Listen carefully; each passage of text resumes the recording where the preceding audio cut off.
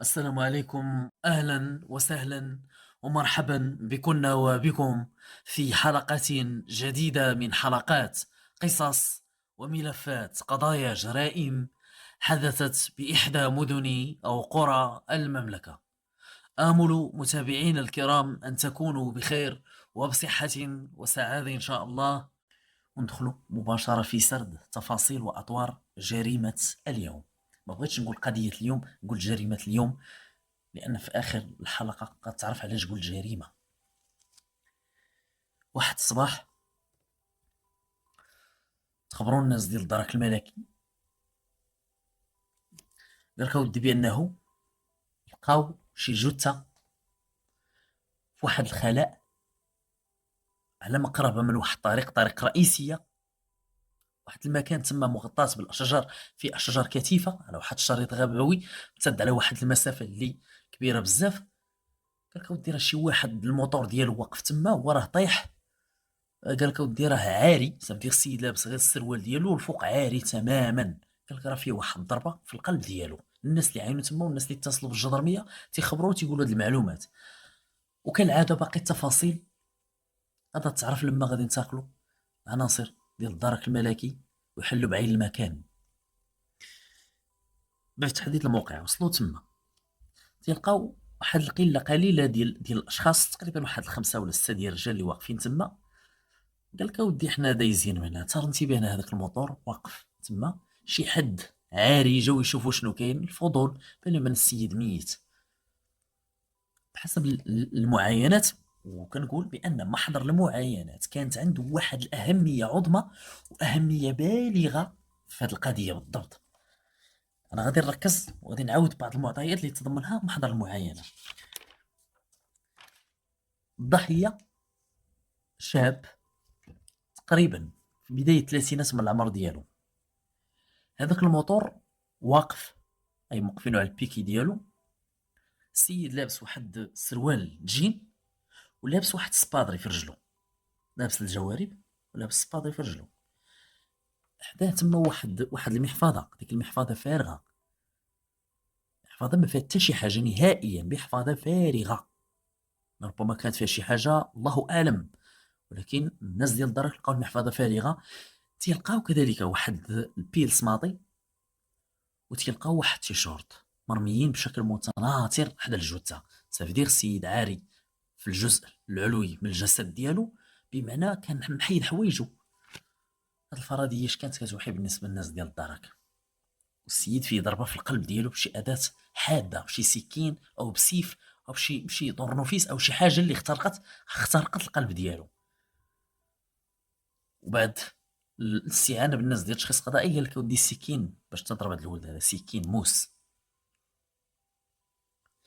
هاد القضيه ديال ان السيد مرميين الحوايج حداه اللي كان تيرتديهم، حنا تنعرفوا في الموروث، باش هو ما هو موروث ما والو غير من العادات اللي كنشوفوها وحنا صغار. كانوا اللي يضربوا جوج ديال الاشخاص تتلقاهم اول حاجه تيديروا تيبادروا الى انهم تيخلعوا الملابس ديالهم ديال الجزء العلوي من الجسد، تيحيد هذاك التريكو ديالو ولا داك التيشورت تيبقى عاري. هي الا بغينا نحللوها، تيبغي يبين بعض المرات واحد الانسان الجسد ديالو، ديك القوه ديالو تيبغي يخلع بها الخصم الادفيرسير، او ربما هذاك الانسان تيخلع الملابس ديالو ديال الجزء العلوي باش كيتفادى الادفيرسير ديالو ويلقى منين يشدو، يلقى الملابس. عندها بزاف ولكن كثيرا ما شفنا هذه الامور هذه. الناس ديال الدار قال لك ودي يمكن كان شي شجار عنيف هنايا، ولكن السيد انا كيف قلت مضروب القلب ديالو كاين واحد شويه ديال الدم، دم قليل جدا وحنا تنعرفو. الدم ديال الانسان اللي تيخرج منه لما تيتضرب العنق ديالو، ولا تيتضرب الفخذ ديالو، ولا تيتضرب القلب ديالو، ولا تيتضرب الدراع ديالو، خاصة على المستوى جهة اليسار، الدراع الأيسر اللي فيه عروق متصلة مباشرة بالشرايين والقلب. كان من المفروض ان الناس ديال الدرك في المعاينة يعينوا باللي الولد دماء سالت تما بعين المكان كثيرة، ولكن انا كيف قلت واحد شوية ديال الدم اللي خارج في ديك المنطقة ديال ديال الصدر ديالو، الملابس ديالو ما مطليه شي بالدم نهائيا، حتى من السروال ديالو اللي كيرتدي ما فيهش الدم. لا نقدروا نقول بان السيد لما كان في شي شجار عنيف، هذه فرضيه كانت مطروحه بعين المكان، واش صواب واش خطا الله اعلم، قالوا ربما حيد حوايجو تما فين تضرب الولد، ولكن على الاقل كان كيخص يكون دماء كثيره. هادشي ماشي طبيعي. هنا هاد الفرضيه ديال ان الولد خاض شي نزاع وشي مشادات يدويه وعلى الاثر ديالها تسددت ليه هذيك الطعنه في قلبه، ما بقاتش. علاش؟ لان الدماء كيف قلت انا، هاد القضيه تعرفوا الناس ديال الدرك، تعرفوا الناس ديال بزاف ديال الناس في التشخيص القضائي بان الضربه ديال القلب كينزف منها دماء كثير كثير جدا، وبما انه تم بعين المكان وحتى على الجثه ديال الضحيه في حد ذاتها ما كاينش دماء تقريبا، اذا الولد ما مقتولش هنا. حتى في هذيك الارضيه بقاو تيقلبوا الناس ديال الدرك والناس ديال التشخيص القضائي، داروا واحد المسح دقيق وسعوا دائره البحث، شافونا ما لقاوش، ولكن الموتور واقف تما. اذا الولد ما تقتلش تما، كان تضارب في الفرضيات، ولكن الان تحسمات الامور بان الولد ما مقتولش تما. هادو قتلوا الولد في شي مكان اخر وجابوه هنايا. على اي من بين الامور اللي تلقات بعين المكان، كيف قلت هذيك المحفظه فارغه ما فيها والو، الناس ديال الدرك بغاو شي وثيقه ولا شي بطاقه تعريف من اجل تحديد الهويه، تعرف شكون هو هذا الولد هذا، شكون هو الضحيه. فالسروال ديالو اي في احد الجيوب الخلفيه لقاو واحد البزطان، هذاك البزطان فيه شي حاجه ديال الفلوس، فيه شي اوراق نقديه قليله جدا، وفيه واحد بطاقه تعريف. ولقاو في احد الجيوب ديالو اللي تتكون في الجنب واحد الساروس، مفتاح تبين داك المفتاح ديال شي قفل. واخ من الملاحظات كذلك لان اهميه المحضر المعاينه هي اهميه بالغه بزاف، ولكن بالضبط في القضيه كان عندها واحد الاهميه عظمى، اهميه تحترم. الضحيه كيف قلت بان في يديه انه يديه فيهم نجاره في الشفار ديال عينيه كذلك، وفي الشعر ديالو نجاره، صافي ديك البقايا ديال النجاره. قالوا ربما هذا الولد هذا نجار، يمكن احتمال يكون نجار. تخبرات النيابه العامه بالامر، على الاقل تحددت الهويه. لقاو كذلك واحد الهاتف نقال تما، هذاك الهاتف نقال مشغل خدام، والناس اللي طلعوا على الاكرون ديالو لقاو بانه تسجلات وتماركات مكالمات كثيره اللي وصلت تقريبا ما يزيد عن 60 مكالمه لم يرد عليها الضحيه. نزيد نقول واحد القضيه، قبل ما يرفعوا الناس ديال التشخيص القضائي الجثه المستودع الاموات، الفرضيه اللي طرحت بان الضحيه ما مقتولش هنا، اذا جابوه رموه هنا، واش هذا الموتور ديالو، الوثائق ديال الموتور ما لقاوهمش باش يعرفوا واش ديالو ولا ماشي ديالو. اذا الا كانوا جابوه بالموتور ديالو، اذا البصمات ديال الشخص، ديال اخر شخص قاس الكيدون ديال الموتور هو واحد من او لا هو نفسه القاتل، تخلص من الجثه وجابوه هنا وهبط حتى الموتور ديالو كذا وكذا. اذا امر ديال رفع البصمات من هذاك الكيدون، داك المقود ديال الدراجه الناريه، امر حتمي، ورفعوا البصمات، وبصمات كانت واضحه وضوح الشمس، لان دوك الكيدون ديالو ديال الالومنيوم، صافي ما ديرش ديك الجلده، وحتى الجلده تترفع من البصمات، ولكن الالومنيوم احسن، اهون، والبصمات تكون واضحه عليه اكثر من اي جسم اخر. واخ تم نقل جثه المستودع الاموات، رفعات بعض الامور اللي تلقات تما، تخداو صور لعين المكان، تخبرت النيابه العامه، تم نقل جثه المستودع الاموات. شنو هذا وقع؟ كانت اولى المحاولات، اولى الخطوات اللي غادي يخدوها الناس ديال الدرك في هذه القضيه، هو توجهوا لعنوان السكن ديال الضحيه بناء على العنوان الوارد في بطاقه التعريف ديالو. تيتبين بان الولد هذا تينحدر من نفس المدينه ونفس منطقه النفوذ اللي تلقات فيها الجثه اللي تبع الدرك الملكي. لما وصلوا الجدرميه لدارهم، خرجت واحد البنت، بنت تقريبا شابه في العشرينات من العمر ديالها، هي اللي لقاوها في الدار. قال لها جينا تنسولو على فلان، قالت لك يا خويا فين هو؟ قالت لك ودي راه خويا ما باتش البارح في الدار، وحنا راه البارح بيتين تنقلبو تنبحثو، قال لها كاين باك ولا؟ قالت لك اودي لا، راه خويا، اي الاخ اخ اخر من غير الضحيه وبا هما. قالت لك اودي راه يلاه لقيتهم خرجوا مشاو لابريكاد، مشاو عندكم علاش؟ قالت لك اودي راه مشاو باش يحطوا حسب الهضره ديالها. قالت لك بغاو يبلغوكم بانه راه الاخ ديالي اختفى وبانه راه تيقلبوا عليهم ما لقاوش. خويا ما باتش البارح في الدار، ومن البارح حنا تنبحثوا. رجعوا الجدرميه لابريكاد لقاو بلي فعلا كاين الاب والام وواحد الاخ ديال الضحيه. تيقولوا بحسب الهضره ديالهم، قال لك اودي حنا عندنا واحد الولد شنو يدير في الحياه ديالو؟ قال لك اودي راه تيخدم نجار. فينا بلاصه؟ قال لك في الحي الفلاني. هذا الولد عنده شي موتور؟ قال لك هي فعلا عنده الموتور. شنو نوع الموتور؟ ذكروا نفس النوع ديال الموتور بنفس اللون ديالو اللي تلقى بجوار الضحيه.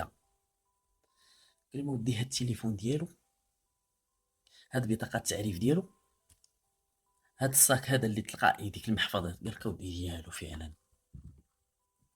هاد الولد هذا ما باتش البارح؟ قال لك ما باتش سيدي في الدار.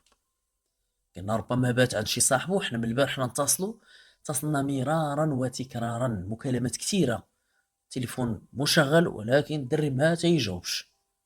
وهذه ماشي من العاده ديالو انه ما تيباتش في الدار، ماشي من عادته. تيخرج في الصباح تيسالي جوي ديك 6 العشيه 6 ونص، بعض المرات 7 الا كانت عنده الخدمه تيجي مباشره للدار. قليل فين تيدوز تيخرج عند شي صحاب وكذا. وحنا البارح رحنا سولنا وما خلينا فين سولنا. قلنا لا، ربما الولد بات عند شي صاحبه من صحابه اللي تيخدم معاهم في ذاك المحل. حنا سيدي ما تنعرفهمش مزيان، ما عندنا بهم حتى شي علاقه. هو تيعاود لينا مشيت عند صاحبي فلان تغديت عنده كذا كذا. قلنا ربما يكون بات عنده. بقينا تنتسناو حتى الصباح، مشينا للمحل خبرهم السيد اللي مكلف تما، قال لهم ودي ولدكم ما جاش اليوم. قال لك سيدي حنا جينا عندكم هنا للمركز. خبروهم الناس ديال الدرك، قال لهم ودي هاد الصباح تلقينا بلاغ تيفيد بالعثور على جثة بالمنطقة الفلانية. لما وصلنا تما لقينا فعلا جثة ديال ولد فات السن ديال ولدكم.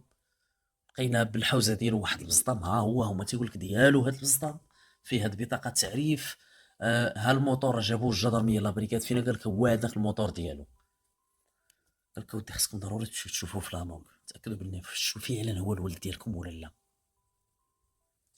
في الكثير من الاحيان لما تنقول هذا الكلام تنقول بانه الناس ديال الدرك قدموا معطيات كثيره اللي كتفيد بان القاتل ماشي القاتل، القتيل. بزاف المرات عاوتاني تنقول القتيل والناس تيقول لك لا، راه ماشي القاتل غلطتي. لا، كاين القاتل والقتيل. كاين بعض الناس تيقول لك اودي لا، علاش الجدرميه قدموا معطيات كتفيد بان هذاك السيد راه ولدهم اللي تلقى مقتول؟ لاش كيهزوا العائله ديالو يديهم لامورغ؟ لان هذه القضيه راه امر حتمي. راه كثيرا ما تيوقع بعض الالتباسات، بعض التوترات في هذا الامر هذا. بالتالي كيخاص شويه الحسم وشويه الجزم في الامور، خاصه هذه ابحاث قضائيه. يتاكدوا هذوك العائله بان فعلا القاتل اللي تلقى في هذاك الصباح هو ولدهم، يعاينوه يشوفوه رغم قساوه المنظر، الا انه كيخصهم يشوفوه. صعيب صعيب بزاف تشوف الابن ديالك ولا شي فرد من افراد او عزيز غالي على القلب ديالك تشوفيه في مستودع الاموات. شويه صعيبه، ولكن القانون هكا داير. وفي الصالح العائله بعدا في الدرجه الاولى، وصالح الناس ديال الدرك في الدرجه الثانيه. لان الناس ديال الدرك في واحد الحلقه ذكرت بانه وقع واحد الالتباس خطير خطير جدا. كاين تشابه الى حد ما بين القاتل والقتيل، الضحيه والمقتول. الضحيه ولا هو في اخر المطاف ولا هو المقتول، والمقتول ولا هو الضحيه، والقاتل عفوا ولا هو الضحيه. بالتالي كيخاص التشديد. انا تنقول هذا الامر راه مهم مهم مهم مهم جدا. بالفعل في مستودع الاموات جبدوا لهم الجثه وتعرفوا عليه. قال لك ودي فعلا هذا هو الولد ديالنا. مزيان خداو المعلومات الناس ديال الدرك كيفاش الولد ما موالفش تيبات، فين يقدر يكون يبات. قال لك ودي صحابو اللي تنعرفهم رحنا سولنا حتى شي حد ما شافو. من البارح حنا تنتصلوا بالفعل، مكالمات كثيره كانت وارده على الهاتف ديال الضحيه لم يرد عليها. قلنا هذا الولد هذا فين خدام؟ قال لك اودي راه خدام في واحد الكراج، واحد المحل، واحد المكازا عفوا بالحي الفلاني. مشاو الجدرميه تما كيلقاو السيد مول المكازا، مول المحل، اي النجار الكبير. هذاك النجار الكبير بحال باغا تقول غير 12 شهور ما تيخدم شيء. تيجي عنده المكازا، عنده الورش ديالو، خدامين مع النجار بزاف تيخلصهم الاسبوع. قال لك اودي عندي 3 ديال الدراري ها جوج ها هما هنا، والسيد اللي ما جاش هاد الصباح هو الثالث. الغريب قال لك اودي انا هاد الصباح، قال لك من المعلوم تنفتحوا تقريبا ديك 8 8 ونص.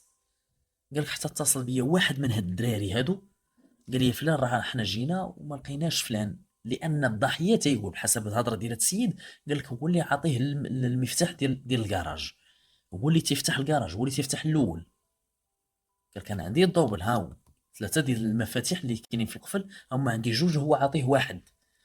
قال اتصلوا بيا الدراري، قال لك اودي راه فلان ما جاش، احنا واقفين تنتسناو، الا كنتي قريب هنا جي فتح لي الكراج. قال لك اودي فين جيت فتحت الكراج، قلت له ربما السيد، قال لك انا اتصلت بيه الصباح، قلت له ربما مريض، ربما عيان، ربما كذا ربما كذا، بغيت بغيت نطمئن عليه، اتصلت به راه ما جاوبنيش. وبالفعل من بعد تاكد، لان غادا تكون خبره على الهاتف ديال الضحيه، لقاو بان المكالمات من بعد كانت فقط ديال هذا النجار، اتصل به مره واحده، وديال عائلته، باه وامه والاخ ديالو هما اللي متصلين به. شي حد اخر اللي متصل به ما كاينش نهائيا. غريب. اذا السيد خرج البارح وفعلا لقاو في احد جيوب السروال ديالو المفتاح اللي تيفتح هذاك القفل. السيد ما بات عند حتى شي حد. واش السيد تقتل البارح ولا تقتل هذا الصباح؟ واش مشى يدير تما؟ الناس ديال الدار لما خبروا عائلته قال لهم ودي راه الجثه فين طلقات من المنطقه الفلانيه، قال لك ودي ولدنا ما عنده ما يمشي يدير تما، على بعد واحد المسافه من المحل اللي تيخدم فيه، من الحي اللي تيسكن فيه، خرج تقريبا على واحد المسافه ديال 5 كيلومتر او قرابه، بحسب ما مشار لها كصيغه، كعباره قرابه 5 كيلومتر باش تحطات هذيك الجثه تما. واش هذا الولد هذا عنده شي تصيد حسابات، عنده شي عداوه مع شي حد؟ لان الامر بدا بانه كيسير في هذا الاتجاه، خاصه ان الضحيه لو كان الامر تتعلق بالسرقه كانوا غادي يسرقوا الموتور، غادي يسرقوا الهاتف النقال، غادي يسرقوا الفلوس اللي ربما كانت قليله في البصنه وكانوا غيديوها، كانوا يقدروا يديو لي بعض الملابس ديالو، ولكن حتى حاجه ما تسرقات من هذا الشيء هذا نهائيا. والولد ما مقتولش تما. يا ترى هذا الولد هذا فين تقتل؟ بداو تيبحثوا مع دوك الدراري اللي خدامين معاه، هما ثلاثه، اي بالضحيه ثلاثه، جوج اللي بقاو تما. قال لك اودي واحد منهم، قال لك اودي انا البارح ساليت الخدمه ديالي، اي كل واحد كيتكلف ببريكول، كل واحد عنده البريكول ديالو. السيد تيدور على الناس الخدامين اللي خصو كذا، خصو البيبان، خصو المالي، وخصو الخزانه، خصو المكتب، تيجيب لهم الخدمه تيخدموها، اللي سال خدمته راه تيزيد في حاله. قال لك اودي ساليت مع ديك الربعه العشيه ومشيت في حالي. هذاك الشخص الثاني تيقول انا البارح انا وصاحبي فلان اي الضحيه بقينا هنا حتى لشي تقريبا تجاوزت 6 العشيه.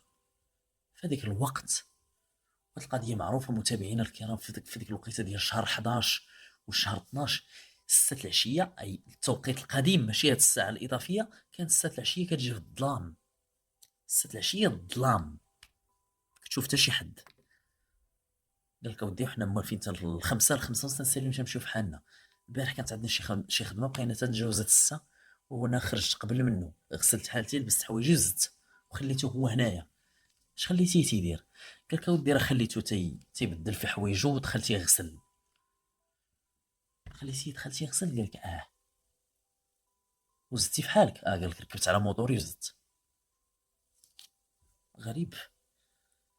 كيفاش هو تيقول خليت صاحبي تيبدل في الملابس ديالو وخليته تيغسل، والناس ديال دارك لما عينوا الضحيه لقاو بان في اليدين ديالو مازال كاينه النجاره، وحتى في الشفار ديال عينيه وفي الوجه ديالو وفي الشعر ديالو.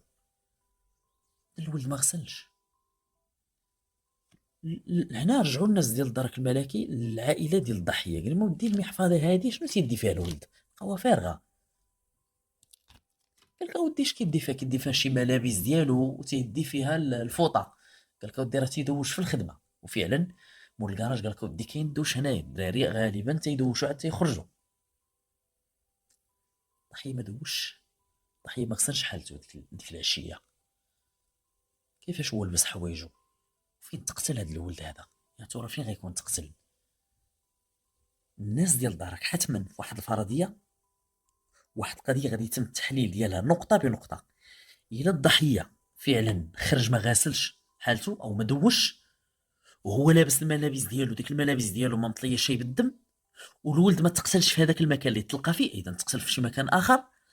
اذا على هذا القبال هذا الضحيه تقتل هو كيرتدي شي ملابس اخرى غير الملابس اللي تلقى فيها. هذيك الملابس اللي من المفروض يكون كان لابسها هما ديال الخدمه. الملابس ديال الخدمه ما تلقاوش. مو تقول لك اودي ملابس الخدمه ما يجيبهمش للدار نهائيا، تيبقاو في الخدمه. وفعلا حتى الدراري اللي تما وحتى السيد مول المحل قال لك اودي ها الفيستيار تيخليو فيه الملابس، ديك البلوزه ديالهم وكذا وكذا كلشي تيبقى هنا. هذيك البلوزه ديالو ما تلقاتش، ما كايناش، ما تلقات لا في المحفظ عفوا، لا في بجوار الجثه، لا في الخدمه ديالو في الورش في داك الكراج، ما كاينش نهائيا. اذا هو تقتل في ملابس اخرى، عاد لبسوه هاد الملابس. هذه فرضيه كانت مطروحه، لان لا يعقل هذيك الضربه ديال القلب ما غاديش ينزف منها. وحتى الا كان نازف راه اكيد غادي يقيس السروال ديالو، يقيس الوجه ديالو، يقيس الملابس.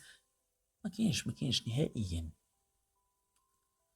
عائلته ما نفعوا الناس ديال دارك حتى شي معلومه، ما عندهم حتى شي معطى اللي يقدروا يفيدوا يقول لك ودي فعلا كانت عنده عداوه مع فلان او فلان او فلان او فلان. ما كاين حتى شي حاجه.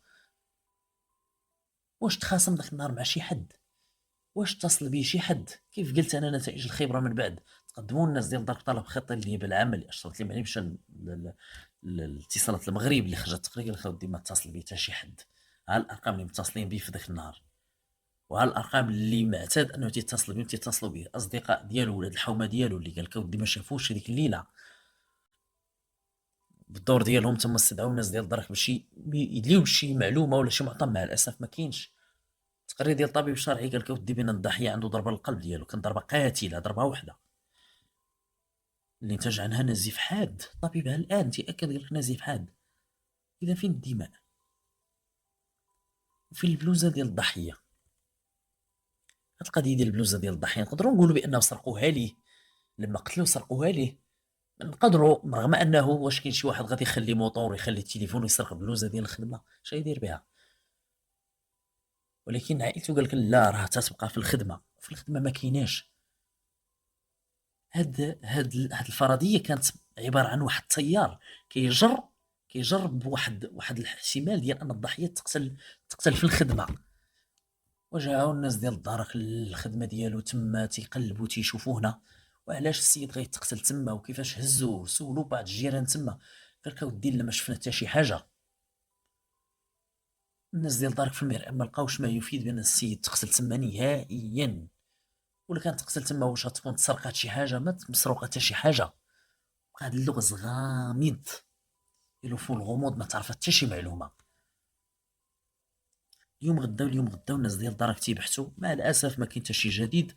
بقى الامل ديال الناس ديال دارك ملقات على عاتق البصمات، على الله على مولانا شي بصمات اللي ترفعوا. لان الفرضيه اللي طرحات بما ان الضحيه ما تقتلش في المكان اللي تلقى فيه، اذا مسرح الجريمه الحقيقي ماشي هو هذاك. وبالتالي الا كانوا جابوه حطوه تما، اذا جابوا حتى الموتور. بالتالي اخر شخص حط يده على الموتور راه ماشي هو الضحيه، شي حد اخر. اذا البصمات اللي ترفعت من تما كانت بصمات واضحه. على الاقل على الله يكون منها المنفعه ومنها الجدوى. وفعلا بعد واحد المده اللي تجاوزت تقريبا شي شهر او بضعه ايام بعد الشهر، توصلوا الناس ديال الدرك عفوا بنتائج الخبره، نتائج البصمات اللي ترفعات من هذاك المقود او هذاك الكيدون ديال الدراجه الناريه ديال الضحيه اللي في الملكيه ديالو. قال لك اودي بان نتائج البصمات، وهي بصمات كانت واضحه وضوح الشمس، تعود للمسمى فلان بن فلان، مزداد بتاريخ كذا كذا. العنوان الوارد في بطاقه التعريف او اللي صوب ببطاقه التعريف الوقت اللي جاب شهاده السكنه هو حي كذا، تابع العمالات كذا كذا كذا، رقم بطاقته كذا كذا كذا كذا. شكون هو الولد؟ كانت واحد الصدمه، كانت واحد المفاجاه في نفس الوقت. مفاجاه طبيعه الحال وصدمه بالنسبه للناس ديال الدرك، لان على الاقل تمكنوا انهم يحلوا واحد اللغز بعد ما اللي عطى الله عطاه جريمه وقعت. ولكن الصدمه بالنسبه لشكون؟ بالنسبه للعائله ديال الضحيه، ان هاد السيد اللي تلقات اللي ترفعت البصمات ديالو من الكيدون ديال الموتور هو واحد من دوك الدراري اللي خدامين معاه في نفس الكراج. واحد منهم، ماشي هذاك اللي قالوا ودي خرجت مع الربعه، لا، اللي قالوا ودي انا بقيت انا والضحيه تجاوزت 6 العشيه. ومن المعلوم كان كيخصنا نخرجوا مع الخمسه ونص، هذا هو الوقت ديالنا. كانت عندنا شي خدمه زايده، راه حنا تجاوزنا 6 العشيه. بالحق انا خرجت قبل منه وخليته هو تيغسل. الضحيه ما لقاوش عليه ما لقاوش عليه اثر بانه كان تيغسل. حتى من الفوطه متابعينا الكرام ديال الضحيه ما لقاوهاش. اي الملابس اللي كانت يرتدي، حتى من التبان ديالو عزكم الله ما لقاوش. كلشي داك الشيء اللي كان كيرتدي الضحيه الوقت اللي تقتل ما كاينش. الوقت اللي جابوا هذا الولد هذا، مشاو جابوا الجدرميه من الكراج خدام. قال له ودي خصك تمشي معنا، جيب معاك بطاقه تعريف. قال لك اودي بطاقه تعريف راني مخليها في الدار. قال لي ساكن انت قريب هنا؟ قال لك اودي راه ساكن غير هنا. مشاو مع الجدرميه جابوا بطاقه تعريف وجابوه للمركز. طلع الكرسي ديالو قال لي خذ بطاقه التعريف ديالك شدها في يدك. بعد ما تفحصوا الناس ديال الدرك وتاكدوا طابقوا ما بين المعلومات والبيانات اللي عنده هو في بطاقه التعريف والبيانات اللي زودتهم بها مصلحه جديه البطائق الوطنيه او قاعده البيانات، في شخص صاحب البصمه تلقاو نفس المعلومات. قال لي هكا البطاقه ديالك شد في يدك. قاري شويه؟ قال لك ودي قاري. انت فلان بفلان؟ قال لك ايه. مزداد بالتاريخ الفلاني، بالمدينه الفلانيه، رقم بطاقه التعريف ديالك كذا كذا. قال لك هو انا. قال لي شوف هذه الورقه هذه جات من المديريه العامه للامن الوطني، فيها بصمات لي زومبرانت ديالك انت اللي تلقاو في المقود ديال الدراجه الناريه ديال الصديق ديالك والزميل ديالك في العمل. طبيعه الحال الكلمه اللي غادا تردد وعلى مسامع الناس ديال الدرك والمسامع ديال الشرطه في حاله مواجهه بعض المعنيين، بعض القتله، بعض المجرمين بهاد القضيه ديال البصمه اللي تلقات راه ديالك. رده الفعل شي حاجه الافها الناس ديال الدرك، الافوها كثيرا. ربما كاين شي غلط، لا ما يمكنش، لا وعلاش غادي نديرها، لا بالبصمات ماشي ديالي وانا شداني تما. وان تيحاول الانسان بشتى الطرق. كيف قلت انا، عطيت واحد المره واحد المثال، قلت المجرم لما تيحصل واخا تواجهيه بادله قويه جدا تيحاول جاهدا، كيبقى عنده ديك اخر فرصه، ديغنيغ اوكازيون، صافي تيستعملها وتيستغلها. بحال داك الفرخ اللي غرق في الماء ومازال تيفدفد بالجنحين ديالو، هو عارف راسو غارق ولكن تيحاول على الاقل تيدير اللي عليه. هذا هو مثال تيوقع لهاد الناس هادو. كاين البصمات دليل ملموس، دليل بيولوجي من سنة الله في خلقه أنه أعطى لكل شخص مر في الدنيا بصمته الخاصة. هادشي كيفيد بأن فعلا الروح عزيزة عند الله. قال لي شوف الشريف ما كاين لا غلط ولا والو. المختبرات العلمية دارت ماشي باش تغلط ولا ترمي الباطل. علاش ما لقاوش بصمة ديال شي حد آخر من غيرك انت؟ علاش؟ نقدروا نقولوا بأنه كان واخد الموتور ديال صاحبه في الخدمة، ولكن انت اللي ديتي الموتور تما، انت اللي هبطتي، انت اللي حطيتي اخر بصمه كانت ديالك انت. بما ان الضحيه ما تقتلش تما، اذا انت اخر واحد. نقولوا الضحيه خرج بالموتور ديالو غيلقاو البصمه ديال الضحيه. ولكن الفرضيه اللي والناس ديال الدار بقاو معلقين الامل ديالهم على نتائج البصمات. علاش؟ لان الفرضيه كانت كتقول بان الضحيه ما تقتلش في ذاك المكان. بالتالي القضيه ديال ان الضحيه ماشي هذاك هو مسرح الجريمه كانت كتخدم صالح الدرك في هذه القضيه بالضبط بالضبط بالضبط. الضحيه تقتل في جهه اخرى، اذا اللي جابوه حطوه هنا، جابوا حتى الموتور حطوه هنا. البصمات ديالك المعلم. في اخر المطاف بين الشد والرد وبين المحاولات الانكاريه ديالو، لان الناس ديال الدرك عاجلوه باسئله وكان واحد الضغط كبير افضى الى اعترافه بتفاصيل ارتكابه لهذه الجريمه وبتفاصيل او الاسباب وحيثيات الدوافع اللي خلاته يقترف هذه الجريمه اللي غادا تكلفه حياته كامله في السجن. قال لك اودي انا اللي قاتل صاحبي، اداه الجريمه. قال لك اودي طورنوفيس فين وطن؟ قال لك راه باقيين تنخدموا به دابا الان، تنخدموا به كاين في المحل.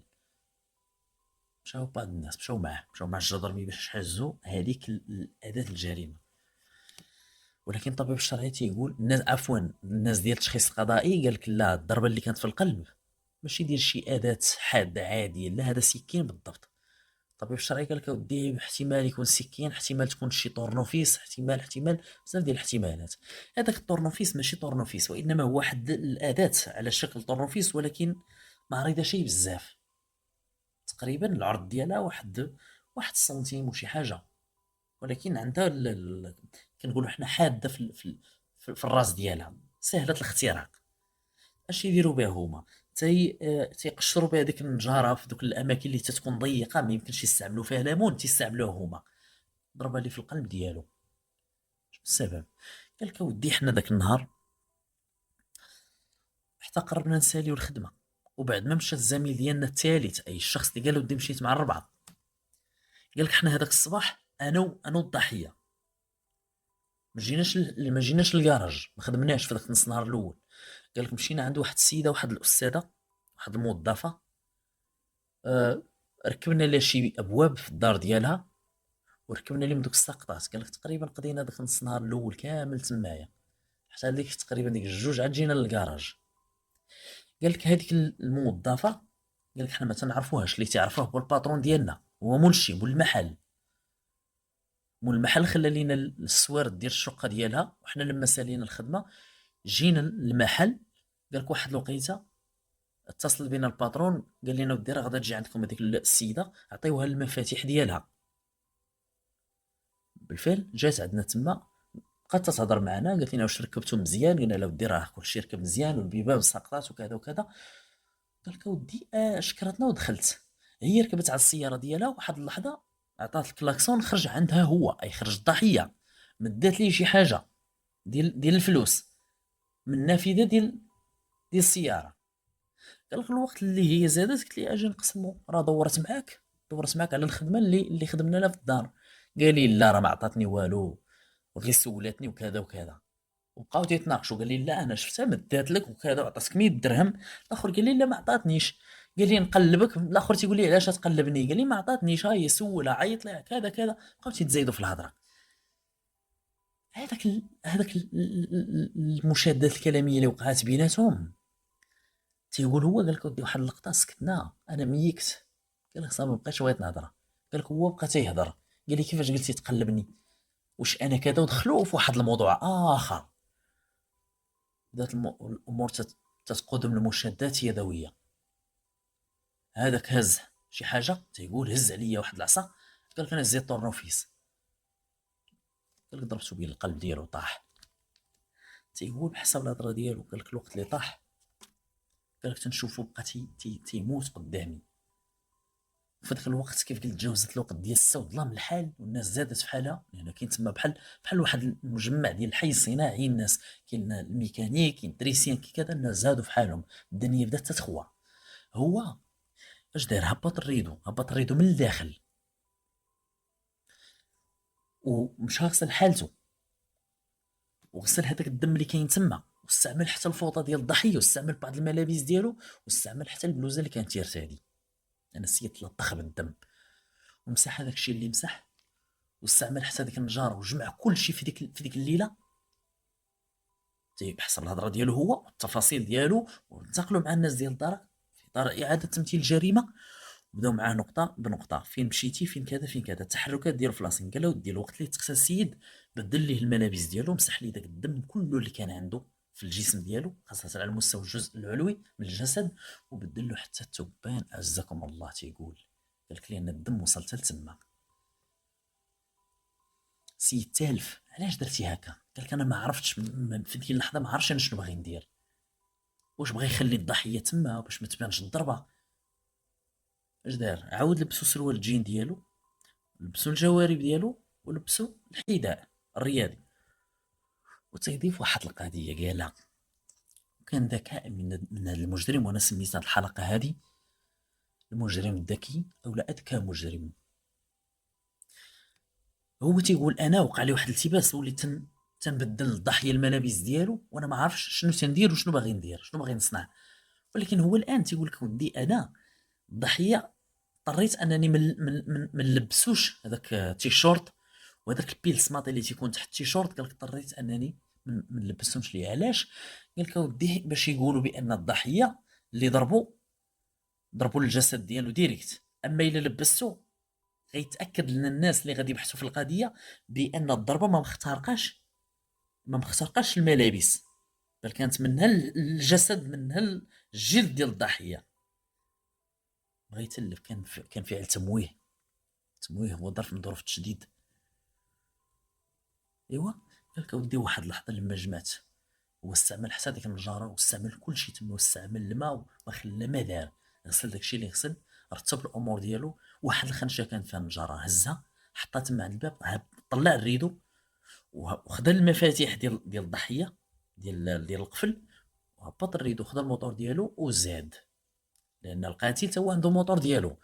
فين مشى للدار ديالهم، دخل الموطور وخدا الطوموبيل ديال باه، عنده واحد 405، جا هبط طلع الريدو الفوق ودخل السياره مارش اريير، يعني دخلها شويه اللور، دخلها شي بزاف، وفتح لامان، هز فيه الضحيه، حطو تما، وحط حداه حتى الموطور ديالو، بقى تيدخلو تما السياره في الخلف، الكراسي الخلفيه ديال السياره، تدخل الموطور وحط هذاك الشيء اللي حط، وتاكد بانه ما خلى حتى شي حاجه، ومشى رمى السيد في المكان اللي تلقى فيه، حط حدا الموطور ديالو، ورمى حتى التيشورت، حتى داك البيل السماطي، ورمى التليفون بشكل متناطي باش يقولوا بانه خا صراع فعلا هذه الفرضيه اللي كانوا ظنوها الناس ديال الدرك في بادئ الامر كان هو الغلط. وتعموا لي العينين فعلا فاش قالوا ودي انا راه كنت كنمسح هذاك الدم بالجسد ديال الضحيه وبدلت لي الملابس ديالو. كانت تصادم الصالح ديال الضحيه ديك التلفه جاتو بلا ما يعرف هو شنو باغي يدير ولا فين غادي ولا شنو اللي خصو يدار وشنو ما خصوش يدار. تالف. بعد ما تاكد الناس ديال الدرك لاحقا بان فعلا الضحيه ما تقتلش هنا. هو بغى يقول الضحيه، بغى يقول للناس ديال الدرك راه الضحيه تقتل هنا، شوفوا كيفاش ديروا تمويه. ورجع من بعد رمى هذيك الخنشه ديال النجار، رماها بشكل متناثر وزاد، رمى حتى الملابس ديالو في واحد المكان، مشاو حجزوهم الناس ديال الدرك في واحد المكان اللي ما يطيحش لك على البال ديالك، واحد الواد، وجدوا منهم شي حاجه الناس ديال الدرك. قال لك اودي ها البلوزه ديالو، ها الفوطه، هكذا. ورجع للكراج، دور عينو تما تيقلب هنا كيمسح هنا، ما بان لي حتى شي حاجه. تاكد بانه ما كاينش شي حاجه اللي تبين بان السيد تقتل تما، لا اثار دماء لا كذا، وزاد لدارهم كان شيئا لم يكن. كانت هذه تفاصيل ارتكاب الجريمه. وبالفعل الناس ديال دارك باش تمشي المسطره كامله مكموله كيف تيقولوا، استدعاو حتى السيد. قال لك اودي فعلا اي الباترون ديالهم، قال لك فعلا اتصلت بالضحيه، قلت له ودي راه غتجي عندكم واحد السيده مولات الدار، عطيها المفاتيح ديالها، راه اتصلت بيا، قلت لها راه خليت لك المفاتيح عند الدراري. هذيك السيده جابوها قالت لك ودي فعلا عطيته 100 درهم. قلت لها قسم انت وصاحبك، انت طلعت للسياره، انت بغيت انت ديماريت وغدا وفتح الدجاج وعيطت لي، عطيته كلاكسون، جا عندي مديت لي 100 درهم. قلت لي قسم انت وصاحبك. اذا الضحيه الله يرحمه كبر كرشو، ولكن القاتل ما كبرش غير كرشو، كان طماع اكثر ربما، الله اعلم. لانه هو قال ودي سبب القتل راه ماشي تناقش معاه غير على 100 درهم. قال لك لا، هذا المشكل تناقشنا عليه، تزايدنا في الهضره، وكل واحد شد بلاصتو. قال لك واحد الوقيته هو اللي حيا الموضوع وبدا تيتزايد في الهضره، بدا تيقول شي كلام اللي مشاو لكلام اخر ما بغيتش نذكرو، دخلوا لواحد الجهه اللي ما خاصش اي شخص يهضر فيها مع صاحبه ولا خوه ولا اي واحد. المواضيع اللي كتنتشل بهذا المعنى تنتشل، وتيكون فيها خدش بالحياء وخدش بشخصيه الانسان في شرفه وكذا، خص يكون لها خط احمر، دائره حمراء وكروه حمراء، ممنوع. حتما سيقودك هذاك الموضوع الى ما لا يحمد عقباه، شي تفاصيل، شي متاهات اللي صعيب يتحمل الانسان من بعد، تحمل العواقب ديالها اللي كتكون وخيمه جسيمه. تقدم هذا المعني بالامر، العداله واش نزلت عليه ب 30 سنه. 30 سنه هو قال انا ما كنتش ناوي نقتلو، ضربنا هو تيضرب وانا تنضرب. قال لك انا ضربته بهذاك الطورنوفيس تندافع على راسي، هو صح مني وهو كذا وهو كذا. بالتالي ما كانش سبق الاصرار والترصد والقتل دون نيه احداثه، ولكن كانت عنده ظروف تشديد، اللي هي أنه غير معالم الجريمة، هي أنه حاول بشتى الطرق وفعلا استطاع في بادئ الامر انه وصل لك الهدف ديال تموين المحققين. فعلا الناس ديال الطريق بعد ما حلوا بعين المكان قالوا ربما السيد كان تيخوض شي مشاكل، شي صراع مع شي حد، شي مشادات يدويه هنايا. لكن الحاجه اللي خلاتهم ينتقلوا لفرضيه اخرى واللي غلبت على الفرضيه الاولى هو الدماء اللي ما تلقاتش. وهذا كيف قلت من سنه الله في خلقه، انه وقعت لي التلافه في ديك اللحظه هو تيغسل في داك الدم، ما عرفش ان داك الشيء ماشي في الصالح ديالو. كانت هذه مصدر لحلقه اليوم. أشكركم متابعين الكرام على حسن الإصغاء والمتابعة، وإلى اللقاء في الحلقة القادمة إن شاء الله، والسلام عليكم ورحمة الله.